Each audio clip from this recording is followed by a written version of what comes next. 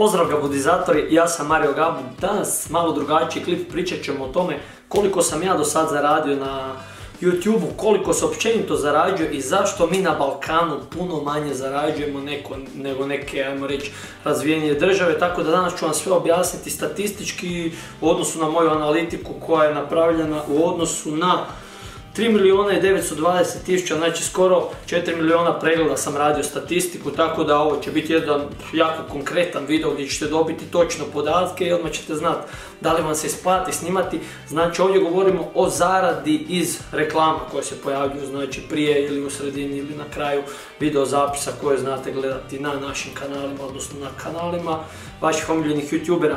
Ako vas zanima više, ostanite sa mnom jer ću vam sad otkriti pravu istinu.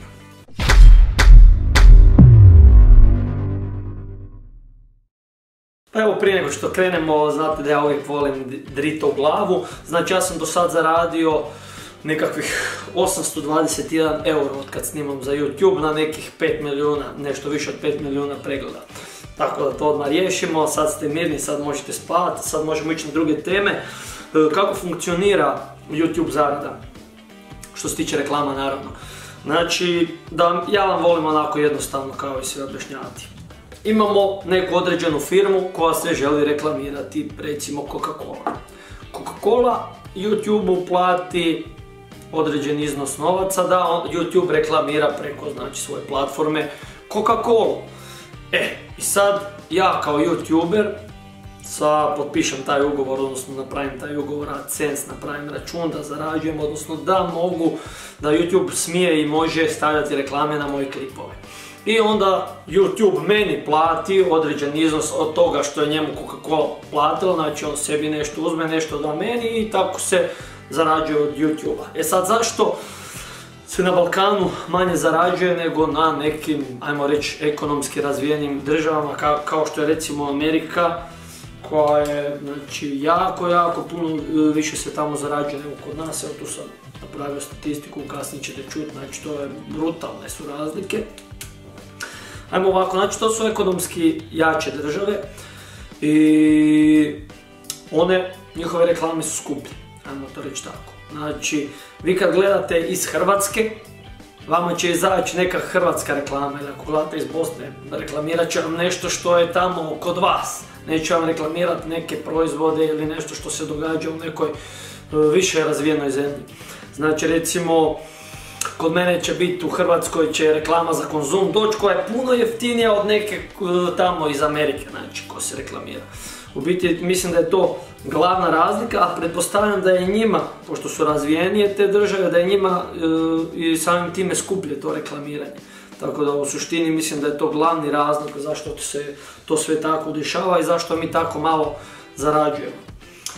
Bitno je reći da je važno od kud se gleda, znači neovisno o tome što ti imaš kanal, ne znam, u Hrvatskoj, Bosni, Hercegovini ili u Srbiji, znači tebe ako gledaju iz Amerike, neće njemu u Americi ispast reklama od Konzumatu ili od nekog srpskog, bosanskog proizvoda, znači njemu će tamo izaći reklama koju tamo njegovi reklamiraju, znači američka neka, i tu će, znači, bez obzira što ti snimaš na hrvatskom ili je iz Hrvatske kanali, u Hrvatskoj si uploadao video, ako neko iz Amerike to pogleda, s obzirom na to će i platiti reklamu, znači tu ćeš pazariti malo više love.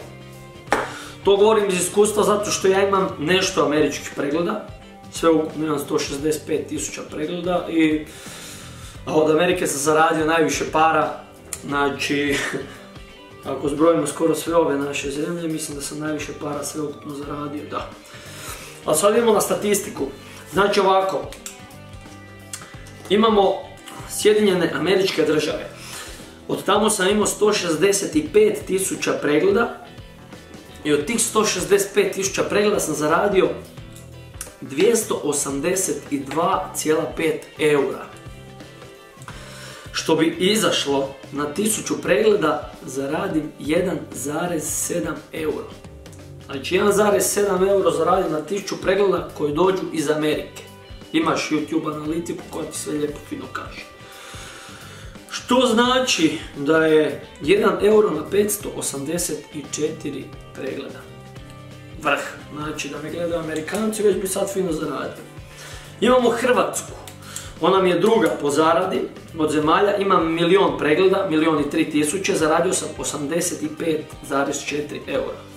Što znači da sam na 11.700 pregleda zaradio 1 euro. Šta da vam kažem? Što je na 1000 pregleda 0,085 eura, odnosno 8,5 centi. Nije baš nešto. Idemo dalje. Njemačka. 78,5 eura sam zaradio od njemačkih pregleda na 158.779.000 pregledića, što znači da je na 1000 pregleda 0,5 eura. To je ok, na to bi odmah potpisao. Da na 1000 pregleda dobijem 0,5 eura, hopa, znači na 2000 pregleda dobijem 1 eurić, sasvim solidno. Ujedinjeno Kraljevstvo, 66.724.000 pregleda, zarada 40,5 eura, što znači čak su malo jači od njemačkih pregleda, Ujedinjeno Kraljevstvo. Znači na 1000 pregleda je to 0,6, odnosno na 1700 pregleda bi bilo otprilike 1 euro.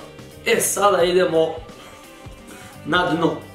Znači 1.568.000 pregleda iz Srbije. 1.568.000. Zarada 32,4 eura. Što bi bilo 1 euro na 48.000 pregleda.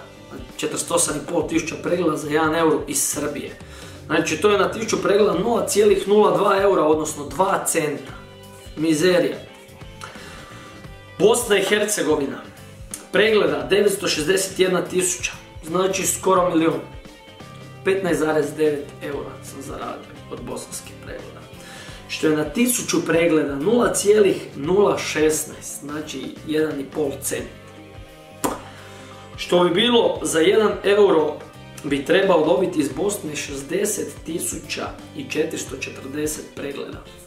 Evo, znači ovo vam je sad statistika, pa ja mislim da ovo je jako transparentno, zato što je to na 4 miliona rađena statistika, na 4 miliona pregleda i na 535 eura zarade.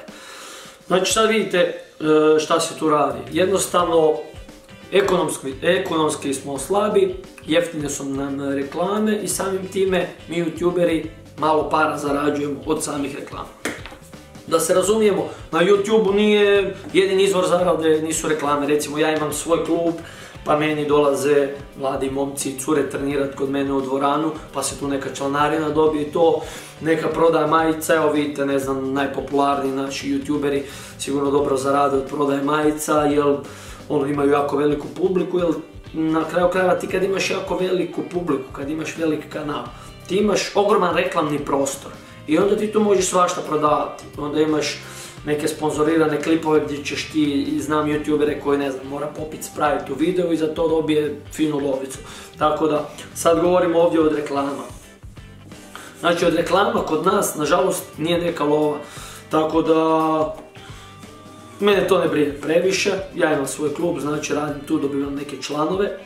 Ali možda bude nekih sponzorskih ugovora, zato što, ajmo reći, mene bi stvarno mogao, svako bi me mogao sponzorirati kad gledaš, bavi se sportom, znači tu možemo zdravu prehranu, možemo obleku, znači možemo i neku, ajmo reći, za sport, za trening obleku, ali možemo i ovako nešto svečano, možemo prehranu, znači možemo dodatke prehrani, možemo, znači ja mogu reklamirati zbilja sve, tako da kroz neko vrijeme kad dođem do 100.000 i više očekujem da će biti nekih sponzorčića i to, tako da možda se od toga nešto i zaradi, ali kažem, generalno meni ovo služi za samopromociju. A što se tiče zarade od ovih reklama, zbilja, znači ovi naši youtuberi koji imaju stvarno jako puno pregleda, po meni zaslužuju veću zaradu, jer ako si ti najbolji od najboljih, recimo šta znam, na cijelom Balkanu imaš najviše subscribera ili u top 10, a zarađuješ ono malo više od prosječne plaće, pa pogledajte neke druge aktivnosti, ljudi koji su najbolji od najboljih zarađuju lovu itekako. Malo je nepravedno, ali nema veze, evo, ja sam sad tu zbilja dao statistiku točnu, to je provjereno iz moje YouTube analitike, znači sve kako treba objašnjeno. I to bi bilo to, evo, ako vam se klip svidio, ako vam je bio od koristi, udarite like, napišite komentar, ovo je malo drugačije, ali ja volim s vremena na vrijeme malo da razbijem monotoniju od sporta, da snimimo i ovako nešto. I to bi bilo to, ljudi. Pretplatite se na kanal Gabudizator Conditioning ako još niste i vidimo se u nekom od sljedećih klipova. Bok!